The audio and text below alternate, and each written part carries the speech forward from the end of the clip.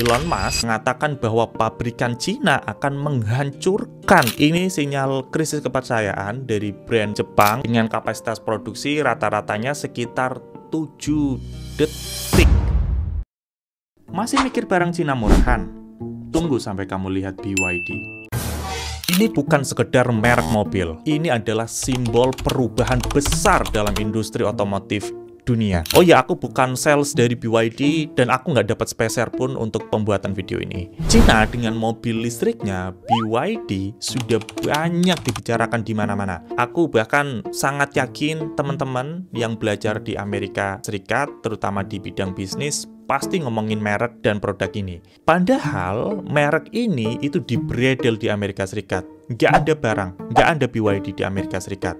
Barang goib. Dan yang lebih gawat, negara kita itu masih gini-gini aja. Medsos, coba lihat.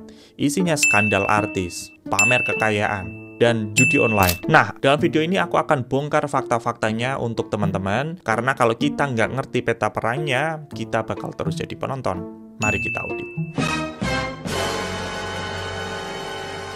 Teman pertama, bukan cuma mobil. BYD atau Build Your Dream didirikan pada tahun 1995 oleh Wang Chuanfu, seorang engineer kimia lulusan China Central South University. Awalnya mereka itu bukan produsen mobil, mereka itu pembuat baterai isi ulang, rechargeable, terutama untuk ponsel dan laptop yang murah, efisien, dan scalable. Klien-klien awal mereka itu termasuk Nokia, Motorola, dan Samsung.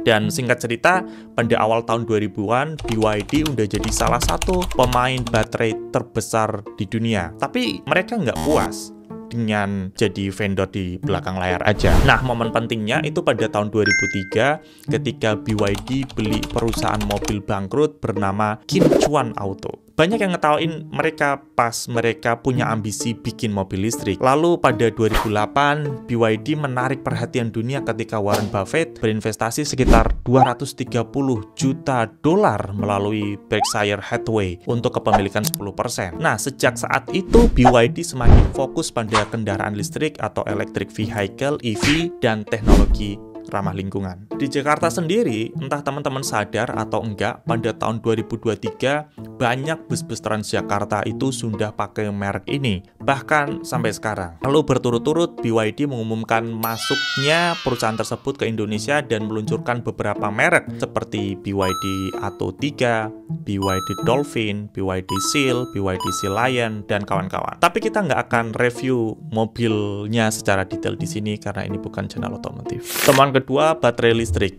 Jika mobil konvensional mengandalkan mesin pembakaran dalam, maka hidup mati mobil listrik bergantung pada baterainya. Namun, baterai itu tidak hanya menentukan jarak tempuh. Baterai adalah nyawa dari kendaraan listrik itu sendiri. Nah, mengapa baterai begitu krusial? Karena kualitas baterai menentukan kecepatan pengisian, daya dorong mobilnya, umur pakai kendaraan, harga mobil listrik itu sendiri. By the way, baterai itu bisa menentukan 50-60% harga produksi sebuah mobil, dan yang terpenting keamanan. Baterai berkualitas itu mengurangi resiko kebakaran spontan, jangan bilang uhuy, radiasi berbahaya, atau bahkan sengatan listrik. Ya, orang pasti nggak mau kan pengen ngurangin polusi yang bermanfaat buat orang banyak, tapi malah ngerugiin diri sendiri. Contohnya, lagi duduk ini di mobil, tahu-tahu kesetrum.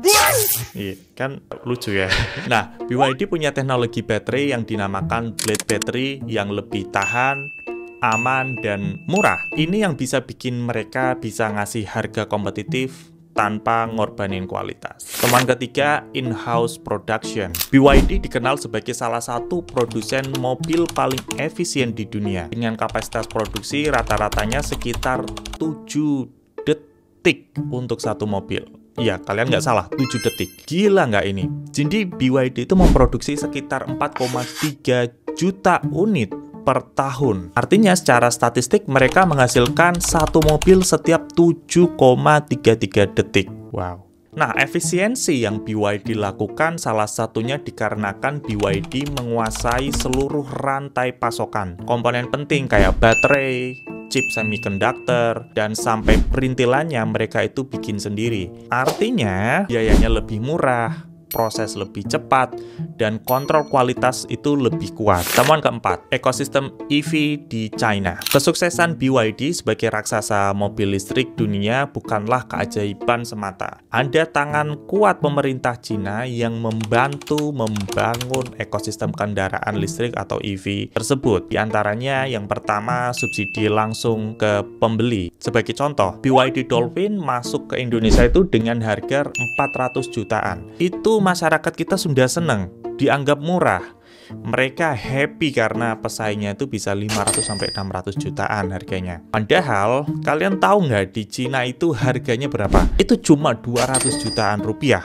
Bahkan kurang, karena pemerintah Cina itu kasih cash subsidi hingga 60.000 yuan atau sekitar 130 juta rupiah per unit. Selain itu, pajak pembeliannya itu 0% untuk EV, sementara mobil bensin kena 10%.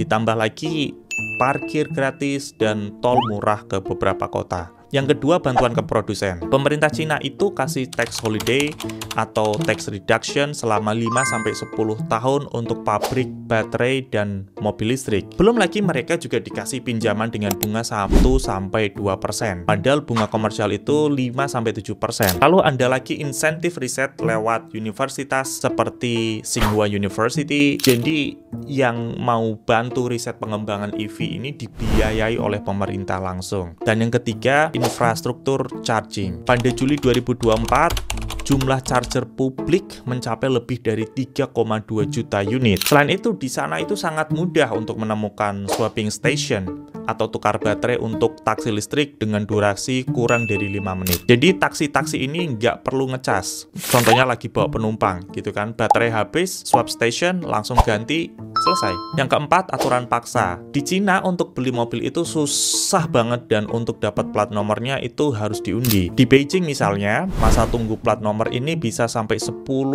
tahun, sementara EV langsung dapat. Selain itu, ada larangan bensin bertahap. Jadi 92% kota di Cina itu sudah menerapkan zona emisi rendah yang mengakibatkan mobil diesel, mobil-mobil dan kendaraan tua yang lainnya itu dilarang beroperasi di kota tersebut. Dan yang kelima, itu bantuan ekspor. Nah, untuk ekspor sendiri, pemerintah Cina itu juga membantu berbentuk kerjasama bilateral, contohnya dengan Thailand ataupun dengan Brazil. Yang kedua, pembiayaan juga mudah. Bank China sendiri beri pinjaman lunak untuk negara yang beli bus atau mobil listrik dari negaranya. Dan yang ketiga, pemerintah Cina juga bantu biaya logistik ekspornya. Nah, rangkaian semua kebijakan pemerintah ini bikin bisnis BYD semakin sustain karena demand-nya dipaksa terbentuk, supply-nya juga terus didukung, pengembangannya juga dibantu, dan kontinuitasnya itu terus dijaga. Sehingga cash inflow-nya dari perusahaan BYD ini terus